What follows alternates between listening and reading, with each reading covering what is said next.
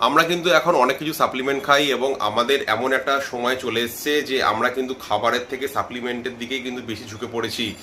আমাদের সাপ্লিমেন্ট অবশ্যই দরকার, কিন্তু তার সঙ্গে কিন্তু আমাদের খাওয়াটাও অনেক প্রয়োজনীয়। যেমন আমি তোমাদের বলে রাখি যে আমরা কিন্তু ক্যালসিয়ামের জন্য অবশ্যই সাপ্লিমেন্ট নিই, কিন্তু ক্যালসিয়াম কিন্তু আমাদের আশেপাশেই এমন অনেক ছোট ছোট জিনিস আছে বা ভেজিটেবলস আছে যেখানে কিনা ক্যালসিয়াম অনেক পরিমাণে পাওয়া যায়। তো আজকে আমি তোমাদের দুটো জিনিস এমন বলবো তার মধ্যে কিন্তু অনেক পরিমাণে ক্যালসিয়াম আছে, দুধের থেকেও বেশি। যেমন হচ্ছে প্রথমে সাদা তিল। সাদা তিলের মধ্যে কিন্তু দুধের থেকেও প্রায় 7 থেকে 8 গুণ ক্যালসিয়াম বেশি পাওয়া যায়, যেটা কিনা আমরা খাই না। সাদা তিল কিন্তু অনেক রকমভাবে খাওয়া যায়, কড়াইতে হালকা ভেজে বা জলে এমনি ভিজিয়েও কিন্তু খাওয়া যেতে পারে। তো তোমরা রেসিপির জন্য ইউটিউব বা গুগল তোমরা ফলো করতে পারো। আর 2 নম্বর হচ্ছে মোরিঙ্গা, যাকে কিনা আমরা বাংলায় বলি সজনে ডাঁটা বা সজনে পাতা। সেই পাতা যদি আমরা ডালের সাথে তরকারির সাথে বা গুঁড়ো করে তরকারিতে মিশিয়েও যদি খাই, তাহলেও কিন্তু আমাদের ওর মধ্যেও কিন্তু প্রচুর পরিমাণ ক্যালসিয়াম পাওয়া যায়।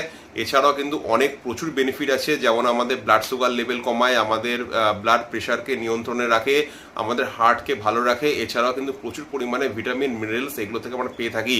তো এইগুলো কিন্তু আমাদের আশেপাশেই আছে। এগুলো যদি আমরা খাই তাহলে কিন্তু আমাদের বাইরে থেকে ক্যালসিয়াম নেওয়ার অতটা দরকার পড়বে না। হোপ তোমাদের হেল্প করবে।